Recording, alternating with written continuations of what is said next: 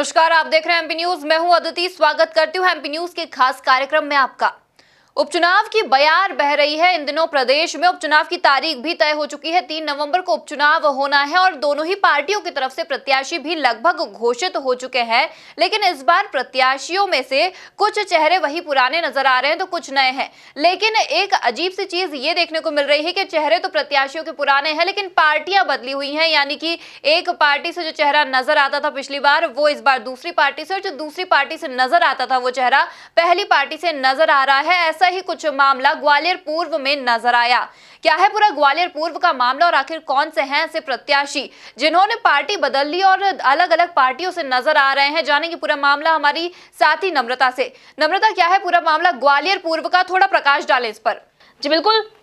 इस बार ना सिर्फ ग्वालियर पूर्व बल्कि मध्य प्रदेश की जो सियासत है वो काफी बदली नजर आ रही है। बेहद दिलचस्प मुकाबला इस बार मध्य प्रदेश उपचुनाव में देखने को मिल सकता है, क्योंकि इस बार चेहरे तो वही है लेकिन पार्टियां नई है, और यही जो माहौल है ये पूरे मध्य प्रदेश में नजर आ रहा है। वहीं ग्वालियर पूर्व की अगर हम बात कर रहे हैं अदिति, तो ग्वालियर पूर्व काफी दिलचस्प इसलिए मानी जा रही है क्योंकि यहाँ पर दोनों प्रत्याशी वही है लेकिन पार्टियां दोनों की ही बदल गई हैं। अब जनता ये तय नहीं कर पा रही है कि वो आखिर पार्टी को देखकर वोट दे या फिर चेहरों को, क्योंकि जिस चेहरे को उन्होंने पिछले विधानसभा चुनाव के दौरान वोट दिया था उस चेहरे की तो अब पार्टी ही बदल गई है। और यही नजारा इस बार पूरे मध्य प्रदेश में नजर आ रहा है। जो राजनीतिक पार्टियां हैं वो चुनाव आते आते अपनी रणनीति को धार देने में अब जुट गई हैं। दिलचस्प बात अगर हम करें ग्वालियर पूर्व की, तो यहाँ पर जब 2018 के विधानसभा चुनाव हुए थे तब मुन्ना लाल गोयल कांग्रेस की ओर से चुनाव लड़े थे और बीजेपी के जो सतीश सिकरवार हैं उनको यहां पर उन्होंने शिकस्त दी थी। लेकिन अब जब पूरा सियासी घटनाक्रम बदल गया है, मार्च में जब ज्योतिरादित्य सिंधिया ने पार्टी बदली, उनके साथ कई नेताओं ने अपनी पार्टी बदली, उसमें मुन्ना लाल गोयल भी शामिल थे। वो भी अपनी पार्टी का या यूं कहें कि दल बदलकर बीजेपी में आ गए हैं। अब जब वे बीजेपी में आए तो बीजेपी ने उन्हें ग्वालियर पूर्व से ही टिकट दे दिया। अब जब यहाँ पर जो पुराने यहाँ पर उम्मीदवार थे, जो सतीश सिकरवार जिन्होंने 2018 के विधानसभा चुनाव लड़ा था यहाँ पर बीजेपी की ओर से, वे नाराज हो गए क्योंकि उनकी जगह मुन्ना लाल गोयल को टिकट दे दिया गया। वे नाराज हुए, उन्होंने नाराजगी के चलते कांग्रेस ज्वाइन कर ली, तो कांग्रेस ने भी उन्हें यहीं से यानी कि ग्वालियर पूर्व से टिकट दे दिया। अब ग्वालियर पूर्व पर जो मुकाबला है वो बहुत ज्यादा दिलचस्प हो गया है क्योंकि दोनों चेहरे वही हैं लेकिन दोनों की ही पार्टी बदल गई है। सतीश सिकरवार की अगर हम बात करें तो सतीश सिकरवार को हालांकि 2018 के विधानसभा चुनाव में मुन्ना लाल गोयल ने शिकस्त दी थी, लेकिन उन्हें भी हम कम नहीं आंक सकते हैं सतीश सिकरवार को, क्योंकि जब 2015 का नगर निगम चुनाव हुए थे उस समय सतीश सिकरवार ने पार्षद का चुनाव लड़ा था और ये कोई मामूली चुनाव नहीं हुआ था क्योंकि उस समय सतीश सिकरवार निर्विरोध जीत गए थे। उनके सामने का जो प्रत्याशी था अपोजिट पार्टी का, उसने अपना नाम वापस ले लिया था सतीश सिकरवार के समर्थन में और इसीलिए वे निर्विरोध इस चुनाव को जीत गए थे।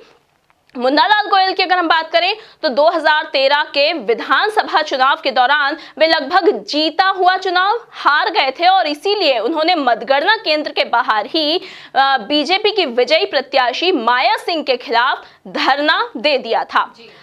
और ग्वालियर पूर्व की अगर हम बात करें तो इसीलिए अब यहाँ की जनता ये नहीं समझ पा रही है क्योंकि दोनों ही उम्मीदवार पूरी दमदारी के साथ यहाँ पर खड़े हैं, दोनों ही अपने अपने वादों को लेकर यहाँ पर जनता के सामने खड़े हैं, लेकिन जनता आखिर ये कैसे समझे कि वो चेहरों पर विश्वास करे या फिर पार्टी पर। ये मुकाबला बेहद दिलचस्प है। अब जो उम्मीदवार हैं, जो प्रत्याशी हैं, जो योद्धा हैं यहाँ के, उनको सिर्फ अपनी जो राजनीतिक संगठन है उसके दम पर अपने वादों को लेकर और इरादों को लेकर जनता के बीच जाना है, जनता का विश्वास पाना है, क्योंकि अब दोनों की पार्टी बदल गई है तो यहाँ पर दल बदल का मुद्दा जो है वो बिल्कुल शून्य हो चुका है क्योंकि पार्टी दोनों की बदली है। इसलिए दोनों ही एक दूसरे पर आरोप प्रत्यारोप नहीं लगा पा रहे हैं क्योंकि दोनों का ही गुनाह एक है, दल बदल दोनों ने ही किया है।